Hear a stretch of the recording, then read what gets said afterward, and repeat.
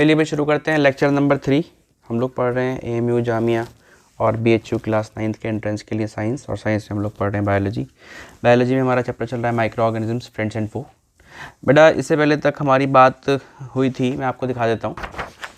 यहाँ तक हमारी बात हुई थी कि मेकिंग ऑफ कर्ड में जो है वो बैक्टीरिया लैक्टोबैसिलस हेल्प करता है, और क्या करता है वो मिल्क शुगर जो है उसको कन्वर्ट करता है लैक्टिक एसिड में, ठीक है। और दही का इस्तेमाल कहाँ कहाँ पे होता है। ओके, आज हम लोग बात कर रहे हैं बेटा इसमें कि ये था पेज नंबर 11, यहाँ मैं डाल देता हूँ पेज नंबर 12।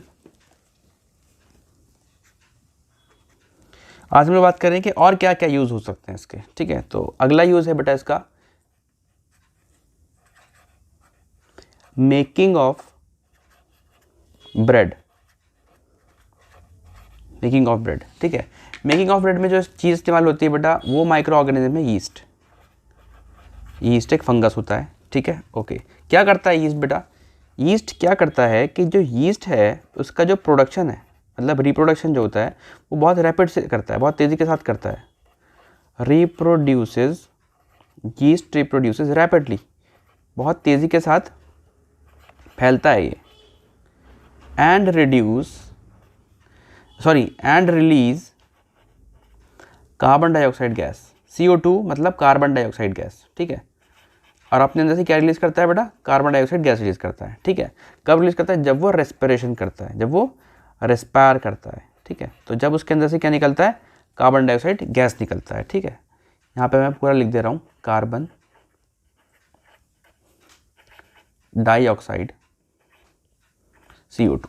ओके जी, ओके बेटा। इसकी वजह से क्या होगा, जब ये गैस इसके अंदर से निकलेगी तो इसकी वजह से क्या होगा, जो ब्रेड है ना वो राइज करेगा, वो फूल जाएगा।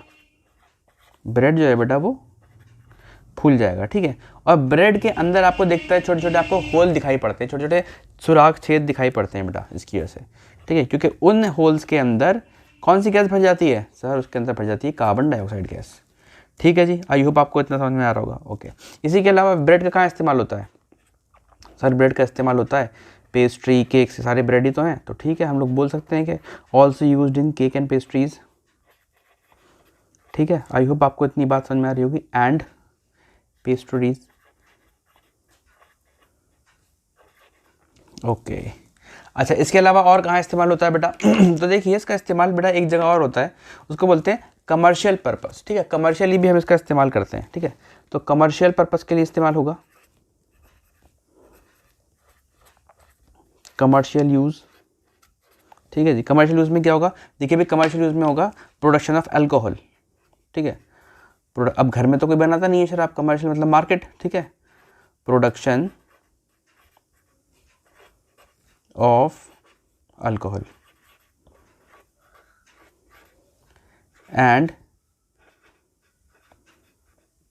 एसिटिक एसिड, बेटा एसिटिक एसिड को क्या बोलते हैं? विनेगर। क्या बोलते हैं? विनेगर बोलते हैं। आ रही है आपकी बात समझ में? ओके, अब ध्यान रखिए बेटा इसके अंदर होता क्या है। इसके अंदर होता ही है बेटा कि जो शुगर होता है, शुगर यीस्ट की हेल्प से, किसकी हेल्प से? यीस्ट की हेल्प से, या फिर कह सकते हैं कि यीस्ट जो है वो शुगर को बदल देता है अल्कोहल में, शराब में, ठीक है। और साथ ही साथ इसके अंदर से निकलता है कार्बन डाइऑक्साइड गैस। आ रही बात समझ में आपको? बेटा एक बात बहुत इंपॉर्टेंट है जो आपको ध्यान रखनी है कि ये वाला जो प्रोसेस है, ये वाला जो प्रोसेस है कि यीस्ट जो है वो कन्वर्ट कर रहा है शुगर को किस में? अल्कोहल में। बेटा इस प्रोसेस को हम बोलते हैं फर्मेंटेशन। क्या बोलते हैं बेटा? फर्मेंटेशन,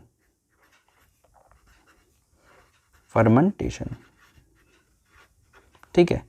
किसने ये डिस्कवर किया? ये प्रोसेस है, प्रोसेस। अगर पूछे फर्मेंटेशन क्या है, बोला यीस्ट की मदद से शुगर जब कन्वर्ट होता है अल्कोहल में तो उसको बोलते हैं फर्मेंटेशन, ठीक है। एक साइंटिस्ट थे बेटा लुईस पास्चर, ठीक है। उन्होंने ये फर्मेंटेशन प्रोसेस डिस्कवर किया था, ठीक है, 1857 में, ठीक है। शराब बनाने का तरीका इन्होंने डिस्कवर किया था। क्या सर इससे पहले शराब नहीं बनती? नहीं भैया, इसकी जो इन्होंने तरीका डिस्कवर किया था इसकी वजह से शराब बनती थी, लेकिन वो शराब की लाइफ बहुत होती थी, ठीक है। जो पहली वाली शराबें थी ना उनमें कोई वो टेस्ट नहीं आ पाता था, उनके अंदर उनकी लाइफ बहुत कम होती थी, वो जल्दी ख़राब हो जाती थी। लेकिन इसकी में जब इन्होंने डिस्कवर किया ये, तो इसकी वजह से जो शराब है वो बहुत अच्छी क्वालिटी की बनने लगी, ठीक है। अच्छा सर, शराब का मतलब क्या है बेटा? शराब का मतलब जैसे यहाँ पे होता है वाइन, बियर, ठीक है, विस्की और वगैरह वगैरह, अलग अलग तरह की शराब, ठीक है। और शुगर के लिए बेटा आप कुछ भी इस्तेमाल कर सकते हैं, जैसे गन्ना, केन जूस, गन्ने का रस है ना, इस्तेमाल कर सकते हैं आप। इसके अलावा आप फ्रूट जूस भी इस्तेमाल कर सकते हैं। फ्रूट जूस मतलब अंगूर का रस, ठीक है। इसके अलावा बारले, ठीक है। इसके अलावा मेज़, ज्वार बाजरा जिसको बोलते हैं हम लोग, बारले मेज़, ठीक है। उसके अलावा राइस, कुछ लोग आलू का भी इस्तेमाल करते हैं, ठीक है। क्योंकि इन सब के अंदर बेटा शुगर कंटेंट बहुत होता है, हाँ है ना। ओके, आई होप कि आपको इतनी सारी बात समझ में आ रही होगी, ठीक है। अब क्या होता है, मैं आपको एक चीज़ और बताना चाहूँगा कि जब हम यीस्ट की मदद से शुगर को अल्कोहल में कन्वर्ट करते हैं तो उसको बोलते हैं फर्मेंटेशन, ठीक है। अच्छा, हम ये करते हैं बेटा कि जब भी हम बहुत ही बड़े स्केल पे विनेगर बनाना चाहते हैं, विनेगर, जब भी हम बहुत बड़े स्केल पे विनेगर बनाना चाहते हैं तो पहले हम लोग शराब बनाते हैं, शराब से फिर विनेगर बनाते हैं।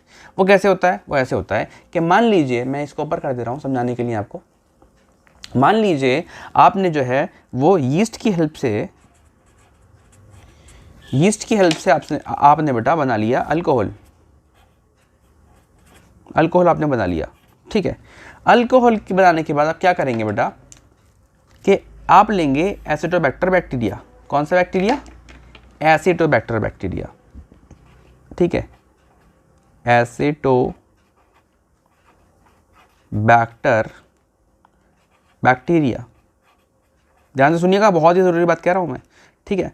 और जब आप एक बाजारी सी बात है, ऐसे तो हवा में तो होगा नहीं, एक बहुत बड़े टब में होगा, बहुत बड़े कंटेनर में होगा, तो कंटेनर में आपने अल्कोहल डाल दिया, क्योंकि आपने यीस्ट से जहाँ तक तो बना ही लिया, ये तो हो ही रहा है, यीस्ट से अल्कोहल तो बन ही रहा है, ठीक है। अब क्या किया, बहुत बड़े टब में आपने एसिटोबैक्टर बैक्टीरिया डाला और उसके अंदर आपने पाइप्स के मदद से एयर को छोड़ दिया, ऑक्सीजन को छोड़ दिया आपने उसके अंदर से, ठीक है। तो एसिटोबैक्टर बैक्टीरिया क्या करता है? अल्कोहल को, एसिटोबैक्टर बैक्टीरिया हवा की मौजूदगी में अल्कोहल को कन्वर्ट कर देता है, बिल्कुल सही जवाब, एसिटिक एसिड में। किस में?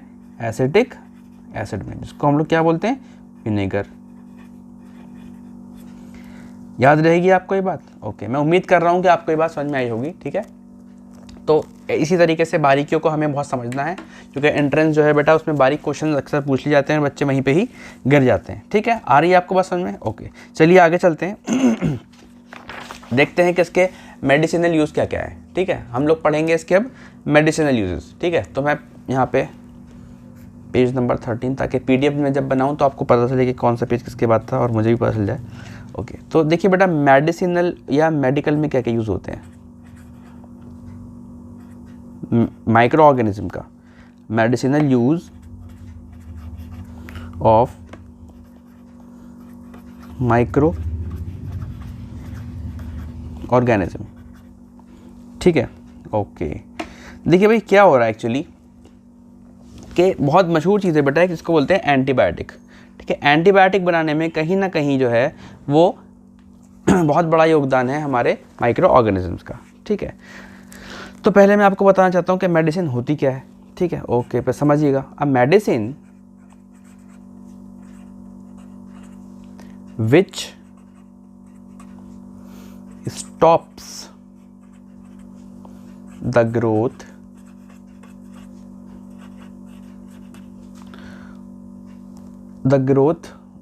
or kill the disease, भाई राइटिंग से थोड़ा सा कॉम्प्रोमाइज़ करिएगा,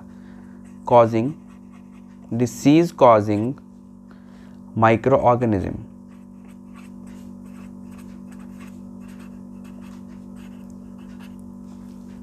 ठीक है, is called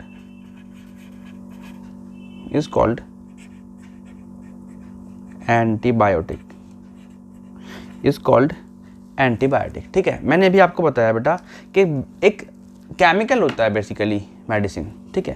तो काम क्या होता है? या तो वो रोक दे या वो मार दे। किसको? ऐसे माइक्रो ऑर्गेनिज्म को जो डिसीज़ कॉज करते हैं। एक ऐसी चीज़, एक ऐसा केमिकल, ठीक है, जो कि बीमारी करने वाले माइक्रो ऑर्गेनिज्म को रोक दे या मार दे, उसको बोलते हैं एंटीबायोटिक।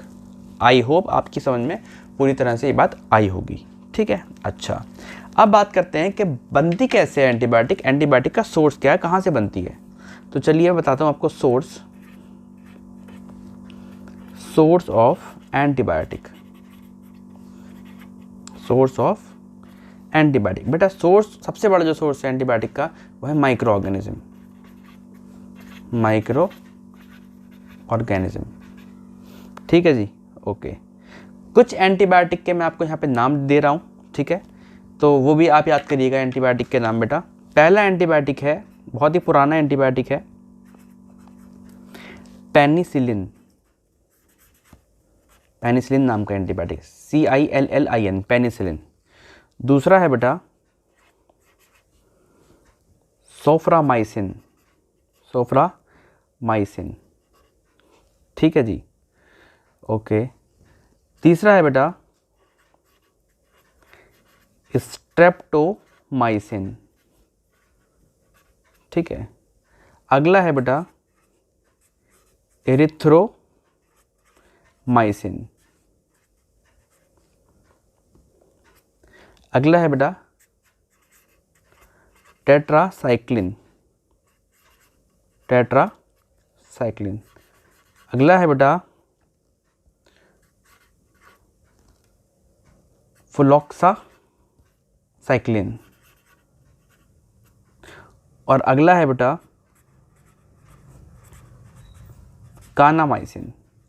इतने बहुत हैं, अगर आपने याद कर लिए तो बहुत बड़ी बात होगी बेटा, ठीक है। आई होप आप मेहनत करने के लिए बिल्कुल तैयार हैं, क्योंकि आपको यूनिवर्सिटी का जो है वो एंट्रेंस आपको निकालना ही है क्लास 9 का, ठीक है जी, ओके। तो ये आप याद रखिएगा। अच्छा, इसके बारे में कोई ख़ास बात, हाँ जी, एक एंटीबायोटिक है इसके अंदर, उसका नाम है पेनिसिलियम। उसके बारे में ख़ास बात मैं ही लिखा देता हूँ बेटा, कि जो पेनिसिलिन है, पेनिसिलिन जो एंटीबायोटिक है बेटा, वो बनी है पेनिसिलियम से।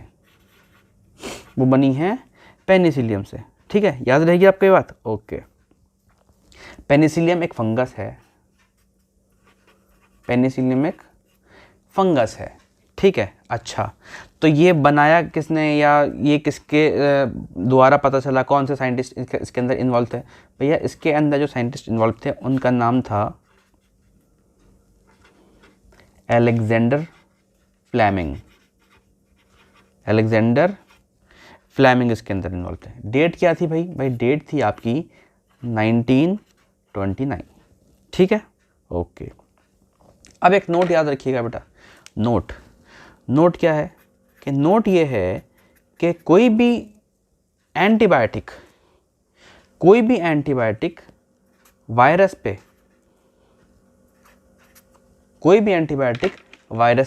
असर नहीं करती। कोई भी एंटीबायोटिक वायरस पे असर नहीं करती, ठीक है। तो मैं यहाँ लिख देता हूँ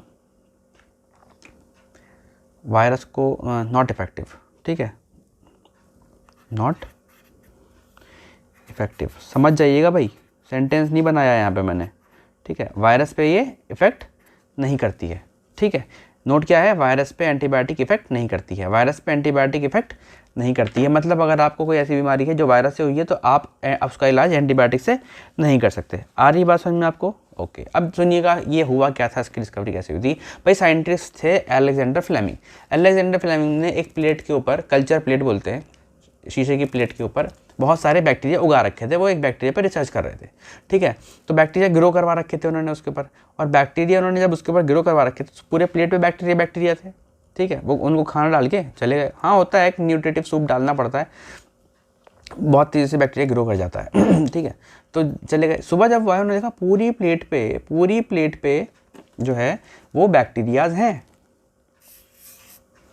पूरी प्लेट पे बैक्टीरियाज हैं, लेकिन एक ऐसी खास जगह है जहाँ पे बैक्टीरिया नहीं है, ठीक है। एक ग्रीन सी जगह उनको दिखी, पूरी प्लेट पे उनको बैक्टीरिया दिखे कि भाई पूरी प्लेट पे बैक्टीरिया हैं, लेकिन एक कोना ऐसा बच गया है जिस पे बैक्टीरियाज नहीं है। क्यों नहीं है इस जगह पे बैक्टीरिया? उन्होंने देखा कि यहाँ पे एक फंगस है और उस फंगस के अंदर से एक केमिकल रिलीज होता है और वो केमिकल इन बैक्टीरिया को मार देता है, ठीक है। तो बाद में क्या हुआ, इस फंगस का नाम था पेनिसिलियम, इस फंगस के अंदर से वो केमिकल निकाला गया, उस केमिकल से दवा बनी पेनिसिलिन। तो पेनिसिलिन जब आप खाते हो तो आपके ऊपर बैक्टीरिया का असर नहीं होता, ठीक है। आपको ये कोई नुकसान नहीं पहुंचाती, लेकिन बैक्टीरिया को जीने नहीं देती, ठीक है। आ गई बात समझ में, ठीक है, ओके। मैं दूसरा पेज ले लेता हूँ, ये पेज तो फुल हो गया। ओके, अगला है पेज नंबर 14।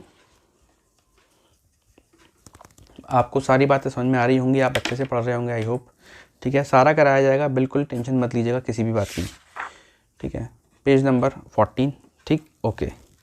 तो क्या हुआ, क्या ख़ास बात है इसके बारे में भाई? देखिए, जब भी आप एंटीबायोटिक लें, कोई ऐसी चीज़ नहीं है कि आप इसे हंसते खेलते फिरें। इसके बारे में आपको कुछ चीज़ों का ख्याल रखना होगा। जब भी आप एंटीबायोटिक लें तो आप ये देख लीजिए कि जो आपको एंटीबायोटिक दे रहा है वो एक क्वालिफाइड डॉक्टर होना चाहिए, क्वालिफाइड, DR शॉर्ट में लिख दिया, डॉक्टर होना चाहिए, ठीक है। जब भी आप एंटीबायोटिक लें आप उसका फुल कोर्स करें, आप उसका फुल कोर्स करें, ठीक है। जब भी आप एंटीबायोटिक लें बेटा, आप उसकी खुराक पूरी लें, प्रॉपर डोज लें, ठीक। कोर्स भी पूरा करना है और जितनी बोली है डॉक्टर ने उतनी खानी है, आधी गोली नहीं खानी है अगर आधी नहीं बोला है तो, ठीक है, ओके। बगैर किसी वजह के ना लें, नॉट टू बी टेकन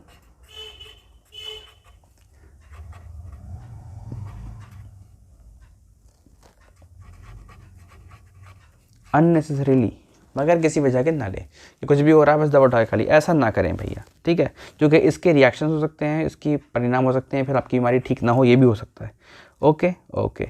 तो इसके अलावा और क्या होता है भाई? इसके अलावा जो एंटीबायोटिक है बेटा, वो जाहिर सी बात है जहाँ जहाँ बैक्टीरिया है वहाँ वहाँ एंटीबायोटिक काम करेगी। तो बैक्टीरिया तो हमारे कहाँ पे होता है? तो मैं लिख देता हूँ भाई, प्लांट में भी लगता है, उसको भी बीमार करता है, एनिमल को भी करता है, ठीक है। टू ट्रीट एनिमल्स, ठीक है, या एनिमल एंड प्लांट डिसीज़, हाँ है ना, ठीक है, दोनों को करता है। अच्छा, और क्या खास बात है भाई? जब भी हम एनिमल को ट्रीट करेंगे ना, जब भी हम एनिमल की बीमारी को ट्रीट करेंगे तो उसको तो ऐसा कहेंगे नहीं कि बेटा एक पुड़िया खा लेना सुबह में, एक गोली खा लेना दोपहर में, शाम में, तो उसको तो कुछ पता ही नहीं है बेचारे को। तो हम क्या करते हैं कि उसके खाने के साथ मिक्स कर देते हैं, मिक्स्ड विद फीड, ठीक है, हाँ है ना, ओके। और इसी तरीके से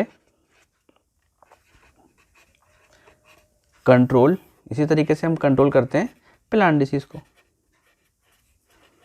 हाँ है ना, ओके। सर प्लांट ऊपर से छिड़क देते हैं यार, कुछ भी कर देंगे, क्या टेंशन ले रहे हो? बस इतना याद रखो कि प्लांट डिसीज़ और एनिमल डिसीज़ को भी ट्रीट हम किससे कर सकते हैं? अगर वो बैक्टीरियल डिसीज़ है तो किससे कर सकते हैं? एंटीबायोटिक से कर सकते हैं। और जब बैक्टीरियल डिसीज़ नहीं है भैया, उसको नहीं कर सकते हैं, वायरस वाली डिसीज़ को नहीं कर सकते हैं। हाँ, फंगस वाली को कर लेंगे, दूसरी चीज़ को कर लेंगे, लेकिन वायरस पे काम नहीं करेगी ये, ठीक है, ओके। अगली चीज़ आ जाइए बेटा, और क्या करते हैं माइक्रो ऑर्गेनिज्म? बहुत काम करेंगे भैया, बहुत काम करेंगे। और अगली जो चीज़ ये ज़रूरी कर रहे हैं, वो कर रहे हैं increasing soil fertility, increasing soil fertility. Soil को उपजाऊ बनाते हैं ये, क्या करते हैं ये? सॉइल को उपजाऊ बनाते हैं। बस बहुत बारीक बारीक चीज़ें मैं आपको लिखवा रहा हूँ और बहुत ही शानदार ऐसा तरीके से लिखवा रहा हूँ बेटा, कुछ भी ऐसा नहीं है जो आपको नहीं रह जाएगा, सब कुछ आपको करा जाएगा, बस आप लोग मेहनत कर लीजिए, ठीक है। ब्लू ग्रीन एल्गी, ठीक है, और एनाबेना, सर ये क्या है? अरे भैया बैक्टीरियाज के नाम है ये। और नॉस्टॉक, और दूसरा क्या है? राइजोबियम, RHIZOBIUM, राइजोबियम, ठीक है। ये सारे के सारे बैक्टीरिया सॉइल की फर्टिलिटी को इंक्रीज करते हैं। सर किस तरह से करते हैं बेटा? इस तरह से करते हैं कि आपको पता है कि एटमॉस्फेयर के अंदर जो एटमॉस्फेरिक नाइट्रोजन है, एटमॉस्फेयर के अंदर जो नाइट्रोजन है उसको बोलते हैं एटमॉस्फेरिक नाइट्रोजन। वो 78% है। कितनी है? 70। लेकिन उसका प्लांट इस्तेमाल नहीं कर सकते। प्लांट को नाइट्रोजन चाहिए भाई, प्लांट को नाइट्रोजन चाहिए, ठीक है। लेकिन प्लांट इतनी सारी नाइट्रोजन होने के बाद भी इस्तेमाल नहीं कर सकते। तो ये बैक्टीरिया क्या करते हैं? कि भाई हम एटमॉस्फेयर से नाइट्रोजन पकड़ के और प्लांट को दे देंगे, एटमॉस्फेयर से नाइट्रोजन पकड़ के हम प्लांट को दे देंगे, ठीक है। तो जब भी ये एटमॉस्फेयर से नाइट्रोजन पकड़ते हैं, इसको बदल देते हैं, उसकी शक्ल बदल देते हैं। उसको या तो ये कर देंगे NO3, उसको बोलते हैं हम नाइट्रेट, या ये कर देंगे उसको NO2 दैट इज नाइट्राइट, या उसको बना देंगे अमोनिया NH3 अमोनिया। याद कर लेना कि NO3 नाइट्रेट होता है और NO2 नाइट्राइट होता है और NH3 अमोनिया बोलते हैं। आगे आएगा ये मेटल्स और नॉन मेटल्स में, फिर चक्कर खा जाओगे, ठीक है। तो blue green algae, anabaena, nostoc and rhizobium bacteria soil की फर्टिलिटी को बढ़ाते हैं। कैसे बढ़ाते हैं कि एटमॉस्फेरिक नाइट्रोजन को फिक्स कर देते हैं, एटमॉस्फेरिक नाइट्रोजन को बदल देते हैं बेटा इसमें और वो फिर प्लांट ले लेता है ज़मीन के जरिए से, ठीक है। ये ज़मीन के अंदर ही होंगे सारे के सारे बैक्टीरिया। आगे बात समझ में आपको? ओके। इसके अलावा और क्या कर रहे हैं भाई माइक्रो ऑर्गेनिज्म? सर इन्वायरमेंट को क्लीन कर रहे हैं क्या कर रहे हैं? एनवायरनमेंट को क्लीन कर रहे हैं। Help in environment cleaning, help in environment cleaning, ठीक है। अच्छा, किस तरीके से कर रहे हैं बेटा? माइक्रो ऑर्गेनिज्म जितने भी होते हैं, ठीक है, वो रिसाइकिल कर देते हैं। क्या करते हैं? Micro organism recycle the nutrients और जो माइक्रो ऑर्गेनिज्म ऐसा करते हैं उनको बोलते हैं डीकम्पोजर्स। क्या बोलते हैं उनको? डीकम्पोजर्स बोलते हैं। सर डीकम्पोजर्स मतलब? भैया डीकम्पोजर मतलब ऐसे माइक्रो ऑर्गेनिज्म जो न्यूट्रिएंट्स को रिसाइकिल करते हैं। मान लीजिए पेड़ गिर गया, ठीक है, अब पेड़ कहाँ से निकला था? ज़मीन से निकला था ना, तो सारी की सारी चीज़ें कहाँ से मिली होंगी पेड़ को? ज़मीन से मिली होंगी। अब पेड़ ऐसे खड़ा हुआ था, वो गिर गया, तो सारा पेड़ जो है उस पर आएंगे बैक्टीरिया, फंगस लगेंगे उस पर, और सारा का सारा जो भी उसके अंदर था, पेड़ के अंदर कार्बन भी होगा, नाइट्रोजन भी होगा, फॉस्फोरस भी होगा, ठीक है, अमोनिया भी होगा, सारा का सारा वापस कहाँ चला जाएगा? ज़मीन में। तो दूसरा पेड़ जब निकल रहा होगा छोटा था, उसको मिल जाएगा, तो दूसरा पेड़ खड़ा हो जाएगा। तो ये रिसाइकिल हो रहा है ना, साइकिल चल रही है ना बार बार, ठीक है। तो इसी को बोलते हैं रिसाइकिल ऑफ न्यूट्रिएंट्स, ठीक है। तो कौन करता है वो? डीकम्पोजर कौन होते हैं? सर बैक्टीरिया होते हैं डीकम्पोजर, ठीक है। कौन होते हैं? बैक्टीरिया और फंगस फंगस में भी कौन से? मोल्ड्स। मैंने पढ़ाए थे भैया, फंगस मोल्ड्स मैंने आपको पढ़ाया था, ठीक है। इसके अलावा बेटा जो अर्थवर्म होते हैं, जो फार्मर का फ्रेंड बोला जाता है, ठीक है, कीड़े, वो भी डीकम्पोजर्स होते हैं, ठीक है।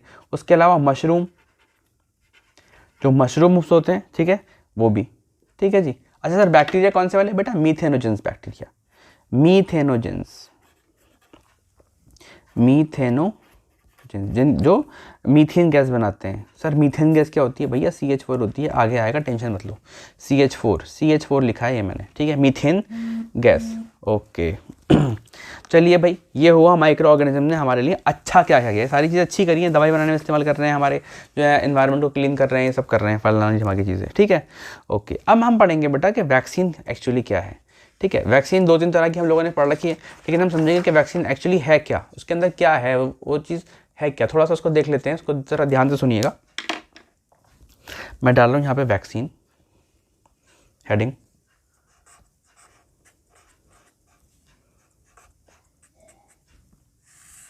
वैक्सीन, ठीक है बेटा। वैक्सीन जो है ना, वो है special kind of preparation, special kind of preparation. ये कोई दवाई नहीं है एंटीबायोटिक की तरह कि आपने खा ली और ये हो गया। ये एक तरह की तैयार है, एक तरह की, जो देसी भाषा में हम उसको मेडिसिन बोल देते हैं, लेकिन एक्चुअली ये कोई मेडिसिन है नहीं, ठीक है। ये एक प्रिपरेशन है, तैयार शुदा चीज़ है, कोई तैयार चीज़ है ये, ठीक है। क्या करती है ये? Which provides immunity, sir immunity क्या होता है? देखो सुनो भैया, इम्यूनिटी क्या होता है, लिख दे रहा हूँ यहीं पे आगे। इम्यूनिटी होता है बेटा बचाव, प्रोटेक्शन, ये हमको बचाती है। Which provides immunity, which provides protection, ठीक है। किसके खिलाफ? किससे खतरा है हमको? अगेंस्ट अ पर्टिकुलर डिसीज, किसी एक बीमारी से, किसी एक खास तरह की बीमारी से हमको ये बचाती है, हम इसको बोलते हैं वैक्सीन। एक खास तरह की प्रिपरेशन है। उसके अंदर क्या होता है भाई? उसके अंदर कमज़ोर किया हुआ या मरा हुआ वायरस पड़ा होता है, ठीक है, या वायरसों का टुकड़ा पड़ा होगा, इसलिए बोलते हैं स्पेशल काइंड ऑफ प्रिपरेशन, ठीक है। जो हमको क्या होता है, हमारी बॉडी पहचान लेती है उसको कि ये देखो ऐसा आएगा तो तुमको अटैक करना है, ठीक है। तो वो आया अंदर, ठीक है, जो मरा हुआ था पहले से ही बॉडी ने देख लिया, अच्छा ये आएगा तो अटैक करना है, क्योंकि वो कुछ कर तो पाएगा नहीं, या कमज़ोर आया तब भी कुछ नहीं कर पाएगा, बॉडी मार देगी उसको, ठीक है। तो तैयार हो जाते हैं सोल्जर, उसकी शक्ल पहचान लेते हैं, ठीक है। जब उन्होंने शक्ल पहचान ली तो अगली बार जब वो एक्चुअली में आएगा तो उड़ा देंगे उसको रख के, ठीक है जी, ओके। अगली बात जो बेटा आपको याद रखनी है, वैक्सीन कंटेन्स, जो मैंने अभी बताया आपको, वैक्सीन कंटेन्स द डेड और वीकेंड, डेड और वीकेंड बट अलाइव, कमज़ोर किया हुआ लेकिन जिंदा, ठीक, but alive microorganism, microorganism. आ रही बात समझ में आपको, ओके। तो बेटा जो वैक्सीन होती है आप उसको ओरल भी सकते हैं, पोलियो की 2 बूंद मुंह से भी सकते हैं, मुंह से मतलब ओरल, और आप उसको इंजेक्शन भी लगा सकते हैं, ठीक है। टीका, कोरोना वायरस का टीका लग रहा है, उसको बोलते हैं वैक्सीन। टीका लगना, वैक्सीन लगने को बोलते हैं वैक्सीनेशन, ठीक है। अच्छा जी, किसने डिस्कवर की थी वैक्सीन, तो लिखिए डिस्कवर्ड बाय, बताइए भैया, एनसीईआरटी में लिखा हुआ है, एडवर्ड जेनर, शानदार साइंटिस्ट। कब डिस्कवर किया था सर, 1798 में। ये एनसीईआरटी की इंफॉर्मेशन है, कोई दिक्कत है, ओके। किस किस बीमारी की वैक्सीन अवेलेबल है सर, सबकी तो नहीं पता, जब सबकी नहीं पता तो फिर थोड़ी सी लिख लो, ठीक है, क्योंकि सबकी लिखोगे तो सारा सिलेबस तो उसी में हो जाएगा। भाई पोलियो की अवेलेबल है, ठीक है, स्मॉल पॉक्स की है, ठीक है, कॉलरा की है, टाइफॉइड की है, हाँ है ना, ठीक है, हेपेटाइटिस की है, हेपेटाइटिस, ट्यूबरक्लोसिस की है, टीबी, टेटनस की है, मीजल्स की भी है, रेबीज की भी है, डिप्थीरिया की भी है भाई, ठीक है। बहुत सारी हो गई सर, अरे हाँ बस हो गई, याद कर लोगे तो आसानी रहेगी, ठीक है। वूपिंग कफ, इसको हम बोलते हैं पार्ट्यूसिस, whooping cough,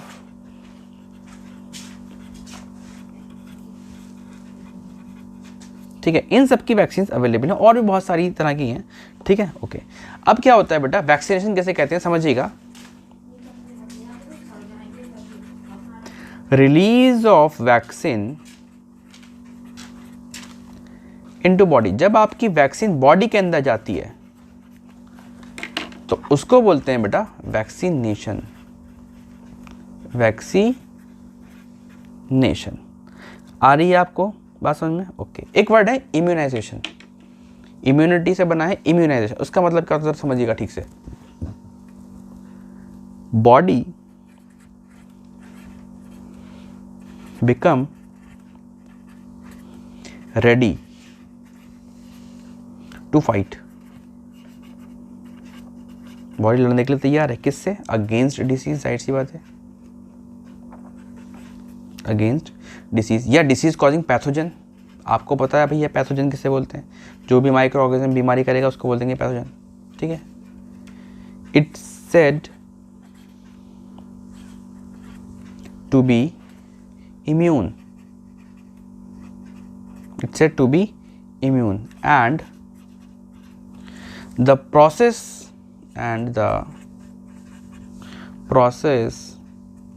is known as immunization,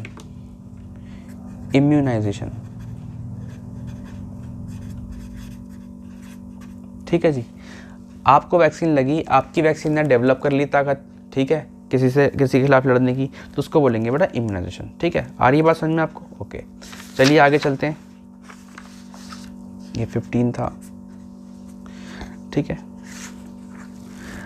अब बात करते हैं प्रिजर्वेशन ऑफ फूड की, ये हमारा सेकंड लास्ट टॉपिक है, प्रिजर्वेशन ऑफ फूड, ठीक है।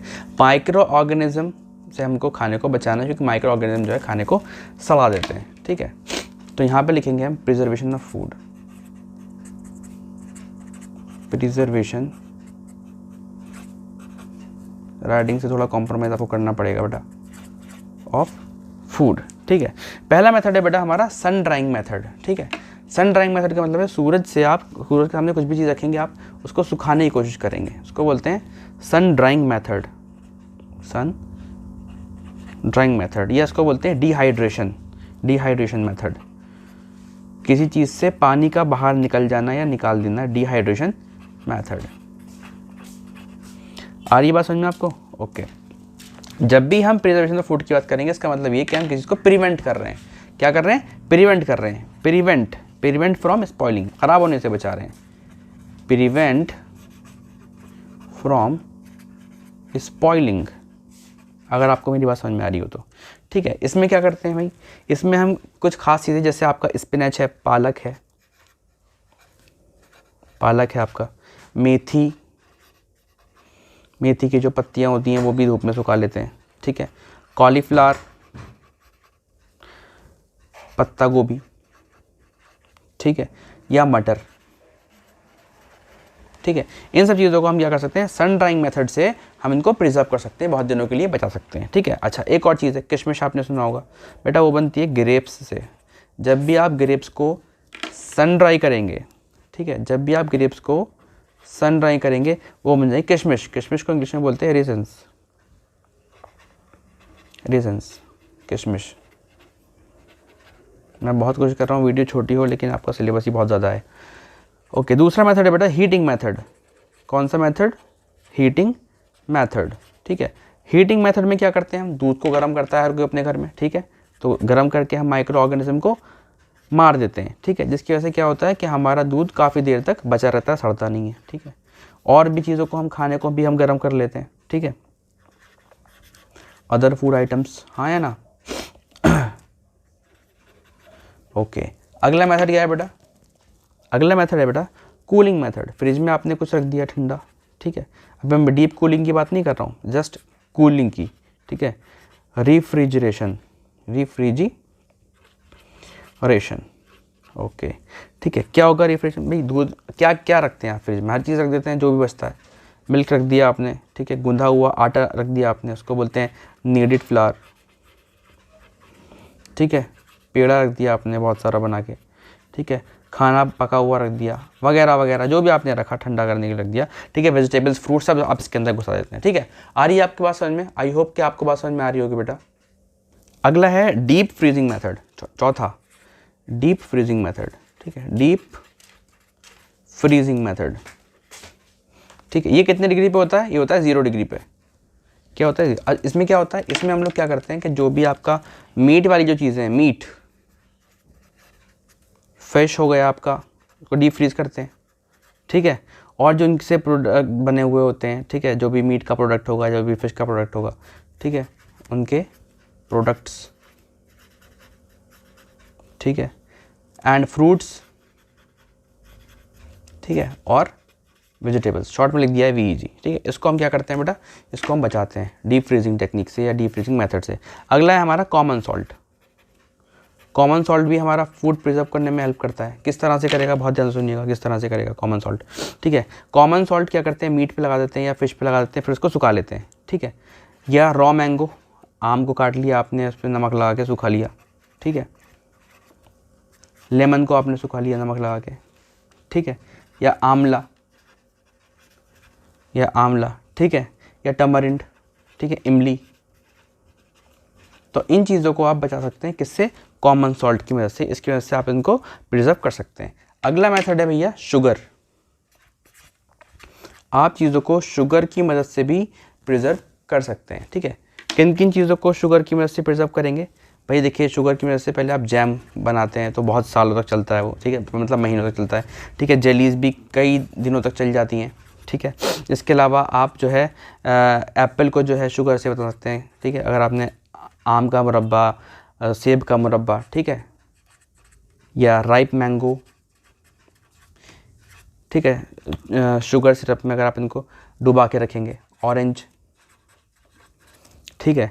इसके अलावा और क्या है? स्ट्रॉबेरी, ठीक है, पाइनएप्पल, गुआवा, ठीक है, एक्सेट्रा एक्सेट्रा, जो भी चीज़ें हैं, ज़्यादा इसमें टाइम वेस्ट ना हो, आप लिख सकते हैं। इसमें मैंने बता दिया है पाइनएप्पल और गुआवा इसमें, और आप चाहें तो ऐड कर सकते हैं, इतना काफ़ी होगा, ठीक है। अच्छा, और क्या क्या है भाई, पहले मैं यहाँ पे पेज नंबर डाल देता हूँ, ठीक है बेटा। इसके अलावा जो है वो मस्टर्ड ऑयल है, आपने सुना होगा, सरसों का जो तेल होता है, मस्टर्ड ऑयल, ठीक है। मस्टर्ड ऑयल, मस्टर्ड ऑयल भी हमारी चीज़ों को क्या करता है, प्रिजर्व करता है। जैसे अचार में अक्सर आपने देखा होगा कि मस्टर्ड ऑयल पड़ता है, ठीक है। या फिर सिरका हो गया आपका, विनेगर, ठीक है, सिरका, ये भी चीज़ों को क्या करता है, प्रिजर्व करने में हेल्प करता है, ठीक। याद रखिएगा, जैसे मस्टर्ड ऑयल किसको करेगा भैया, रॉ मैंगो, उसी का तो बनता है अचार, रॉ मैंगो, ठीक है। आंवला, आंवला, ठीक है, एंड लेमन, इन चीज़ों को हम मस्टर्ड ऑयल से बचा सकते हैं। आप नहीं बचाते हैं, उसकी मेरे ऊपर, आपने नहीं देखा भैया, मेरे ऊपर कोई जिम्मेदारी नहीं है, आपने अगर नहीं दिखाया तो, लेकिन बचाते हैं तो बचाते हैं इन चीज़ों से। अगला है बेटा आपका 8वां मेथड, वो है हमारे केमिकल्स।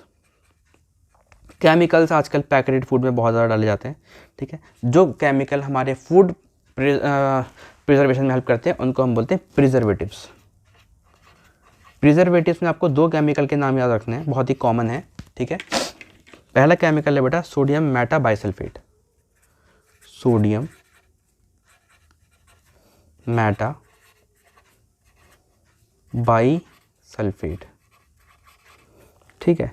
दूसरा है बेटा sodium benzoate, sodium benzoate, ZOATE, sodium benzoate, ठीक है। ये दोनों ऐसे केमिकल्स हैं जो आपके फूड को बचाते हैं, ठीक है। किस में पड़ेंगे भैया, आपको ये जैम्स में मिल जाएंगे, आपको जो ये मार्केट में जेलीज आती हैं, जूसेस आते हैं, उसमें मिल जाएंगे आपको ये, ठीक है। तो इन्हीं केमिकल्स का इस्तेमाल करते हैं ताकि ज़्यादा से ज़्यादा दिन तक ये चल सकें। स्क्वॉशेस, इसलिए 1 साल 1.5 साल तक ये चीज़ें ख़राब नहीं होती हैं, ठीक, ओके।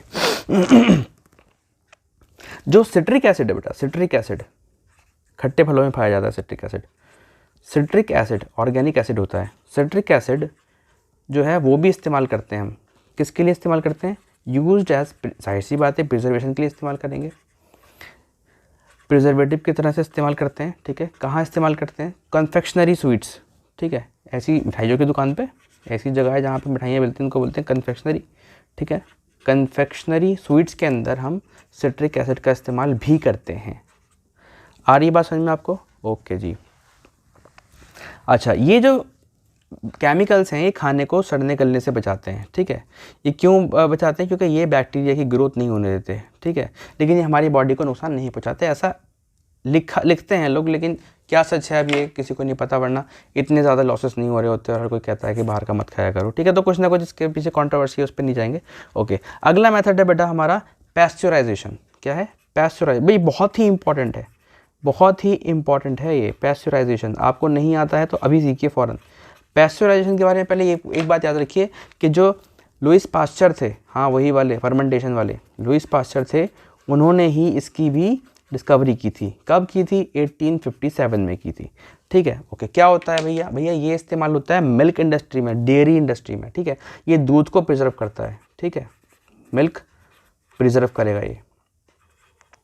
कैसे करेगा, अब इसकी टेक्निक बहुत ध्यान सुनिए। पहले क्या करते हैं हम लोग, मिल्क लेते हैं, ठीक है। मिल्क लिया आपने, उसको हीट कर लिया, ठीक है। मिल्क को आप हीट करेंगे कितने डिग्री पे, 70 डिग्री सेल्सियस पे आप उसको हीट करेंगे, ठीक है। कितनी देर के लिए हीट करेंगे, for 15 to 30 seconds, for 15 to 30 seconds, ठीक है। 15 टू 30 सेकेंड्स के लिए आप इसको हीट करेंगे, ठीक है। उसके बाद क्या होगा, इसको फ़ौरन आपको कूल करना होगा, फ़ौरन आपको इसको ठंडा करना होगा, ठीक है। फ़ौरन ठंडा होगा, कूल्ड वेरी क्विकली,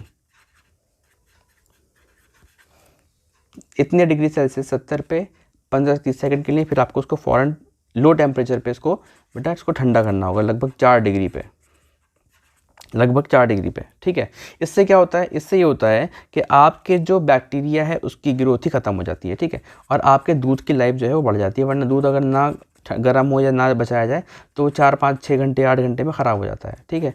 लेकिन आप देखते हैं पैकेट वाला दूध 2-2 3 दिन चलता है। वो उसकी वजह क्या है, उसकी वजह है कि वो बनाते हैं पैस्चराइजेशन मेथड का इस्तेमाल करने के बाद, ठीक है। आ रही है आपको समझ में, ओके। अब लास्ट जो चीज़ है बेटा वो है हमारा, जो आप लेस देखते हैं मार्केट के अंदर, ठीक है, फूले फूले से पैकेट होते हैं, ठीक है। तो ये है हमारा कि हम उसके अंदर नाइट्रोजन गैस को भर देते हैं, ठीक है।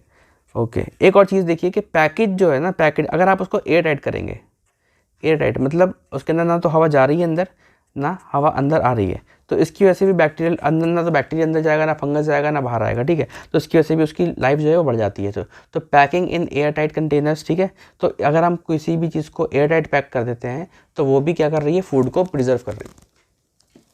क्या कर रही है बेटा, फूड को प्रिजर्व कर रही है। तो आई होप आपको समझ में आएगा कि पैकेजिंग जो है अगर वो एयर टाइट की जाए तो बेटा उसके अंदर बैक्टीरिया फंगल ग्रोथ नहीं होती, क्योंकि आना जाना जो हवा का है वो खत्म हो जाता है और माइक्रो ऑर्गेनिज्म हवा के थ्रू ज़्यादातर इधर से उधर जाते हैं, ठीक है। ओके, लास्ट एक छोटा सा नोट मैं आपको लिखवाना चाह रहा हूँ, सॉरी जबान फिसल गई बेटा। नोट ये है कि एक गैस होती है नाइट्रोजन, नॉन रिएक्टिव गैस, किसी रिएक्शन नहीं करती, और उसी की तरह से एक और गैस होती है, उसको बोलते हैं आर्गन। ये दोनों गैसेस बेटा हम पैकेटेड फूड के अंदर इस्तेमाल करते हैं, ठीक है। फूड आइटम को पैक करने के लिए, पैक फूड आइटम, लेस के अंदर ये भरा होता है, फन पॉप के अंदर ये भरा होता है, जितनी भी चीज़ें पुली होती है उसके अंदर इन दोनों में से कोई एक गैस भरी होती है, मेजॉरिटी नाइट्रोजन, ठीक है। तो इसलिए बेटा हमारे जो सारे का सारा चीज़ें हैं वो भज जाती है, क्योंकि नाइट्रोजन गैस जब उसके अंदर भरी जाती है तो वो ऑक्सीजन को बाहर निकाल देती है और खुद ही जगह ले लेती है। नाइट्रोजन नॉन रिएक्टिव गैस है और कोई भी माइक्रो ऑर्गेनिज्म का ग्रोथ उसके बाद हो नहीं पाता, तो इससे भी फूड प्रिजर्व हो जाता है। ओके, तो आ जाते हैं हमारे लास्ट टॉपिक के ऊपर, जो कि है नाइट्रोजन फिक्सेशन, ठीक है। मैंने अभी आपको बताया कि एटमॉस्फेयर से नाइट्रोजन लेने के बाद माइक्रो ऑर्गेनिज्म जो इसको कन्वर्ट कर देते हैं नाइट्रोजन कंपाउंड के अंदर, नाइट्राइट अमोनिया, उसको बोलते हैं नाइट्रोजन फिक्सेशन, ठीक है।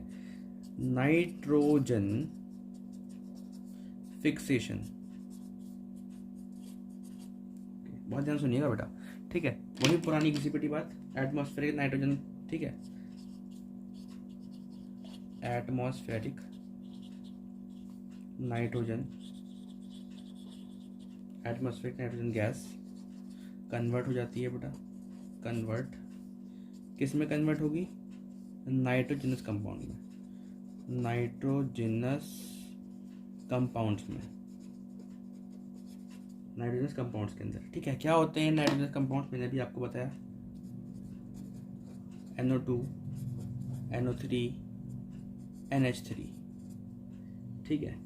क्यों इसमें कन्वर्ट करती है बेटा, क्योंकि इसमें जो प्लांट है ना वो उसे इजीली यूज कर पाते हैं, plant use easily.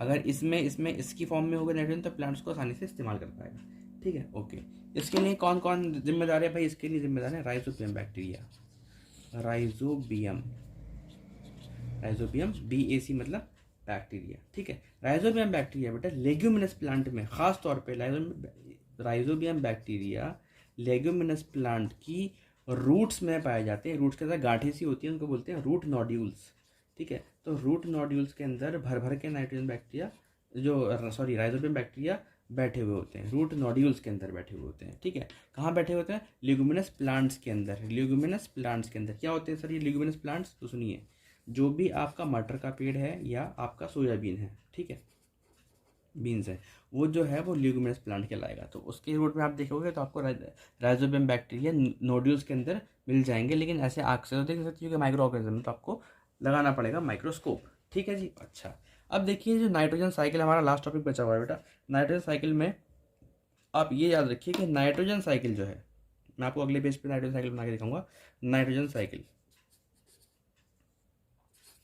Nitrogen cycle, nitrogen cycle में नाइट्रोजन जो है, एटमॉस्फेयर की नाइट्रोजन जो है बेटा, वो चार तरह से इन नाइट्रोजन कंपाउंड में कन्वर्ट होती है, ठीक है। एटमॉस्फेयर की नाइट्रोजन चार तरीके से इन नाइट्रोजनस कंपाउंड में कन्वर्ट होती है। पहला तरीका है बेटा नाइट्रोजन फिक्सिंग बैक्टीरिया, ठीक है।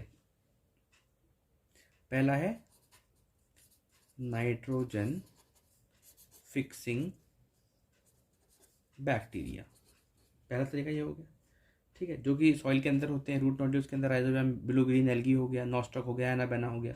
दूसरा तरीका क्या है, ठीक है, दूसरा तरीका है कि BGA, ब्लू ग्रीन एल्गी, ये वाला बैक्टीरिया, राइजोबियम, ये बहुत ही मशहूर तरीके हैं नाइट्रोजन को नाइट्रोजन कंपाउंड के अंदर फिक्स करने के, ठीक है। और बेटा चौथा हो गया आपका लाइटनिंग, जो जब बारिश आती है तो बिजली चमकती है, उसको बोलते हैं लाइटनिंग। तो चार तरह से बेटा नाइट्रोजन जो है एटमॉस्फेयर की वो नाइट्रोजन कंपाउंड में कन्वर्ट हो जाती है। आ रही है आपको बात समझ में? आई होप आपको बात समझ में पूरी तरीके से आ रही होगी। ठीक है, दिस इज 16। अब हम प्योर बना के देखेंगे। सॉरी 17 है तो ये हो जाएगा 18 और ये हो जाएगा 19। ठीक है, ये लेक्चर थोड़ा लंबा खींचिए क्योंकि अब मुझे ख़त्म कर ही देना है, तीसरा लेक्चर है ये। ठीक है ओके, तो ध्यान से सुनिएगा बेटा। नाइट्रोजन साइकिल, सबसे पहले मैं यहाँ से शुरू कर रहा हूँ चीज़। ठीक है, यहाँ पे जो है compounds of nitrogen in soil, compounds of nitrogen in soil. Okay, यहाँ पे जो है बेटा डीनाइट्रीफाइंग बैक्टीरिया डिकम्पोज करेगा compound of nitrogen into nitrogen gas. ठीक है, डीनाइट्रीफाइंग बैक्टीरिया, डीनाइट्रीफाइंग, BAC मतलब बैक्टीरिया, क्या बोलेंगे, क्या करेंगे, डिकम्पोज, किसको डिकम्पोज करेंगे, some compounds of nitrogen into nitrogen gas. ठीक है, हाँ जी, इसका N2 का मतलब नाइट्रोजन गैस है। उसके बाद जो एटमॉस्फेरिक नाइट्रोजन गैस है वो आगे बढ़ जाएगी। ठीक है, मैं भी साथ तैयार कर रहा हूँ उसका स्ट्रक्चर, अभी आपको सारे डॉट लिंक कर दूंगा। फिर क्या होगा भैया, फिर होगा नाइट्रोजन फिक्सिंग, राइटिंग से कॉम्प्रोमाइज़ कर लीजिएगा, हर वर्ड पढ़ रहा हूँ मैं, bacteria, blue green algae and lightning क्या करती है, फिक्स करती है, फिक्स एटमॉस्फेरिक नाइट्रोजन। ठीक है, उसके अलावा प्लांट्स, एनिमल्स, ठीक है जी, और लाल पेन से यहाँ मैं लिखता हूँ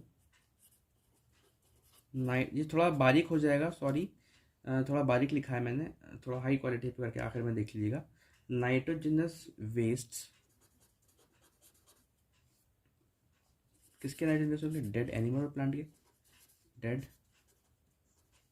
एनिमल, प्लांट्स एंड एक्सक्रीट, जो एनिमल करते हैं एक्सक्रीशन, वो यहाँ पे आ जाएंगे। ठीक है, अच्छा अब मैं एरो बनाना शुरू कर रहा हूँ बेटा। देखिए, यहाँ से ये चला इधर की तरफ, ये चला इधर की तरफ, ये यहाँ की तरफ, और ये चला यहाँ की तरफ। फिर यहाँ से जो ये नाइट्रोजन कंपाउंड है किसने ले लिया बेटा, ये ले लिया आपके प्लांट ने। ठीक है, प्लांट ले लिए, तो कैसे लिए, तो यहाँ लिखेंगे हम एब्जॉर्ब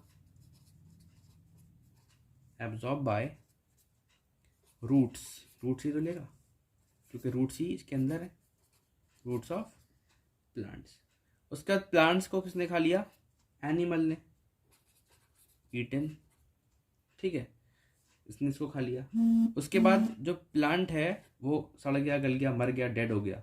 ठीक है, डेड हो गया प्लांट, तो वापस नाइट्रोजन कंपाउंड बन गए उसके। ठीक है, उसके बाद एनिमल भी डेड हो गया।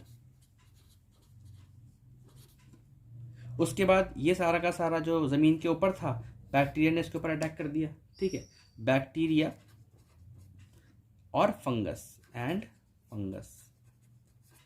और ये वापस सारा का सारा सॉइल में, क्योंकि ये क्या है बेटा, ये है डिकम्पोजर्स